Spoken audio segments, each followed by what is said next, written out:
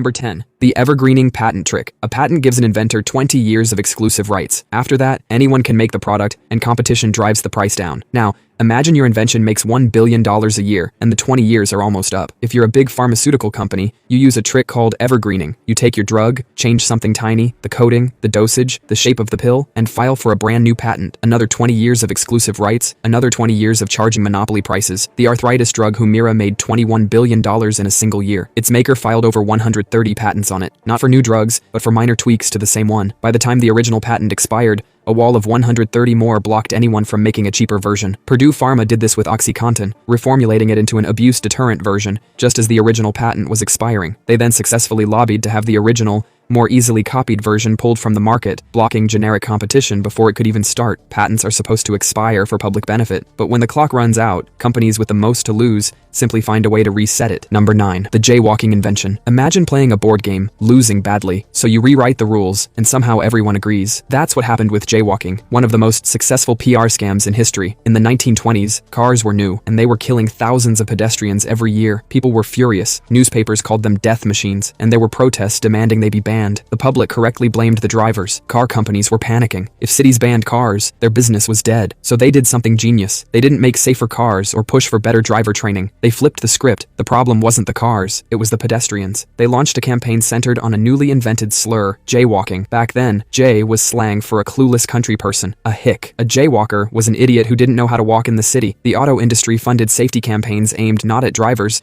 but at pedestrians. They sponsored school lessons and newspaper articles to popularize the term, effectively shaming people for using the street the way they always had. Before this, streets were public space for everyone. Horses, vendors, kids playing, and people walking. Crossing wherever you wanted was normal. Within a decade, the auto industry completely rewrote what a street was for. Suddenly, streets were for cars. If you stepped into one at the wrong spot, you were the criminal. The thing killing you was now legally allowed to be there, and you were breaking the law for being in its way. They didn't just change the law, they changed how we think. Number 8. The Mickey Mouse Protection Act. Mickey Mouse was about to enter the public domain, free for anyone to use, remix, and build upon. Disney said absolutely not. Copyright gives creators exclusive rights for a set time, after which the work enters the public domain, where it belongs to everyone. Mickey Mouse first appeared in 1928, and under the law, his copyright was set to expire in the late 1990s. Disney was about to lose control of its most valuable character, so Disney spent millions lobbying Congress. In 1998, Congress passed the Sonny Bono Copyright Term Extension Act, which retroactively extended copyright protection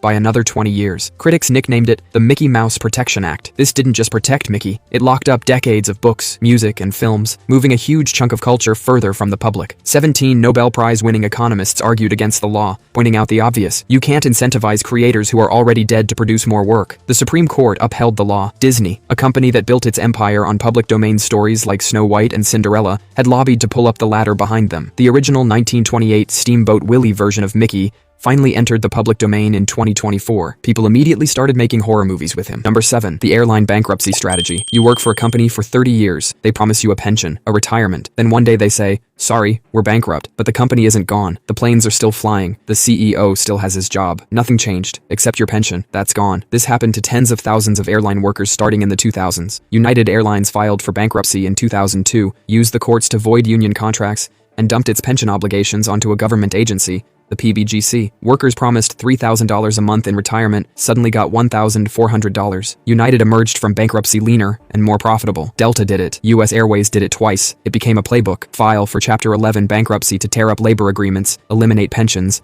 and emerge fresh. Chapter 11 was designed as a last resort to save a dying company, but airlines figured out you don't have to be dying to use it, you just have to be losing money. During these bankruptcies, executives often received retention bonuses. While mechanics and flight attendants were told their pensions were gone, the people who ran the company into the ground got paid extra to stick around. The cheap ticket you bought was subsidized by a retired mechanic getting half the pension they were promised. The rules of bankruptcy, written to protect businesses, became a tool to make promises, collect decades of labor, and then hand the bill to someone else. Number 6. The battle against margarine's color. Imagine you're a dairy farmer in the 1880s. A new, cheaper spread called margarine is eating into your butter sales. What do? You get the government to make your competitor's product look disgusting. That's exactly what happened with margarine. Its natural color was a creamy white, but the powerful dairy lobby, fearing for its profits, lobbied for laws forcing margarine manufacturers to dye their product an unappetizing, artificial pink. Some states demanded it be dyed black. These were actual laws. laws designed to make a competitor's food look horrible. Wisconsin declared all-out war on the stuff, and other states slapped on heavy taxes. The province of Quebec kept its ban on yellow margarine until 2008. The plan backfired. Margarine companies started selling their white spread with a capsule of yellow dye on the side. This led to a bizarre ritual in American kitchens,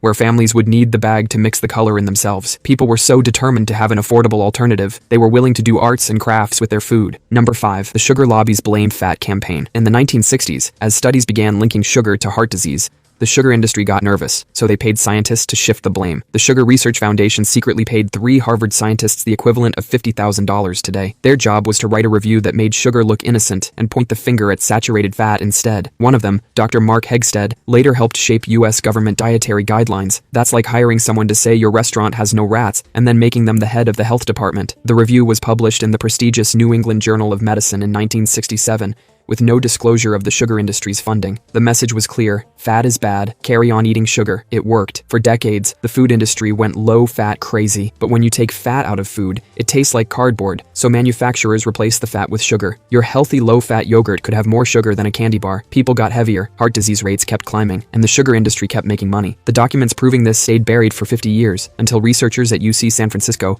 uncovered them in 2016. By then, the fat is the enemy idea was baked into nutrition textbooks and government guidelines worldwide. Number 4. The right to repair smackdown. The phone in your pocket, the tractor in the field. You bought it, you paid for it, you own it, or so you thought. Companies like John Deere and Apple install locked software in their products, so only they can perform repairs. For a century, farmers fix their own equipment. A tractor breaks mid-harvest, you fix it. But with locked software, that tractor is now a brick until an authorized technician arrives, sometimes days later, and charges a premium for a software unlock. There's no other option. Crack your iPhone screen? A replacement screen costs $30 online, but if you install a non-Apple screen, the phone can disable features like Face ID. An official Apple repair costs hundreds. Apple calls this protecting the user experience. To enforce this, companies use proprietary parts, like Apple's pentalobe screws, that require a special screwdriver. For years, they spent millions lobbying against right-to-repair bills that would give consumers and independent shops access to parts and manuals. Public pressure led Apple to announce a self-repair program. The catch? The rented 80-pound toolkit and official parts can cost more than an official repair, and the new parts must still be validated by Apple's servers. It's a repair program designed to make repair as difficult as possible. They figured out the most profitable product isn't one you sell, it's one you never fully let the customer own. Number 3. The bailout bonanza of 2008. For years, Wall Street banks made insane bets with other people's money. They created ninja loans, given to people with no income, no job, and no assets. They took these garbage loans, bundled them into complex securities, slapped a fraudulent AAA rating on them,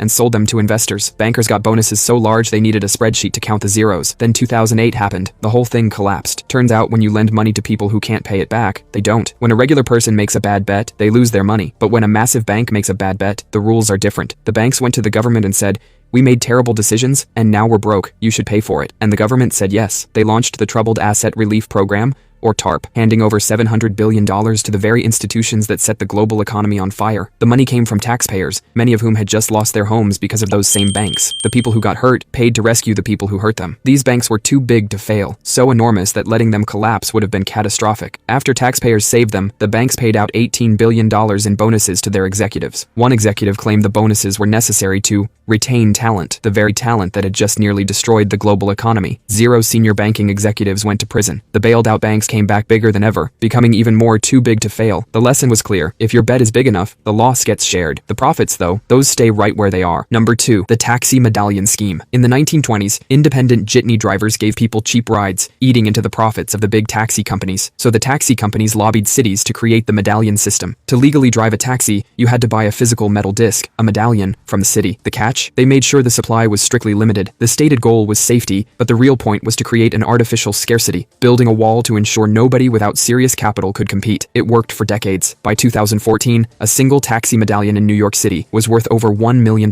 Then Uber and Lyft showed up. Suddenly, anyone with a car could give rides again, just like the jitney drivers a century earlier. The medallion owners ran back to the government crying foul, but it was too late. The medallion bubble burst. The same medallions that sold for $1 million were worth less than $100,000 just a few years later. The people who got crushed weren't the original fleet owners, but thousands of immigrant drivers who had taken out life-altering loans to buy into what they were told was a guaranteed path to the middle class. The people who built the wall got out fine. The people who believed the wall was real got buried under it. Number 1. The big pharma pay for delay. Imagine you run the best burger place in town. Your burgers cost $15. A new place is about to open across the street selling the same burger for $2. You're about to lose everything. So instead of competing, You walk across the street, hand the owner a bag of cash and say, "Don't open." He agrees, and everyone in town keeps paying $15 for a burger. That's essentially what some pharmaceutical companies do. It's called pay for delay. When a drug patent expires, generic companies can legally make the same drug for up to 90% less. To avoid this competition, the original drug maker pays the generic company millions to delay their launch. The generic company agrees, taking a guaranteed payout instead of risking a price war. Meanwhile, patients keep paying full price, some rationing medication or choosing between groceries and prescriptions. The FTC estimates these deals cost American consumers $3.5 billion annually. In one case, the maker of Provigil paid 4 generic companies over $300 million to delay their products. The company was eventually fined $1.2 billion, but not before it had made far more in excess profits. The fine was simply a cost of doing business.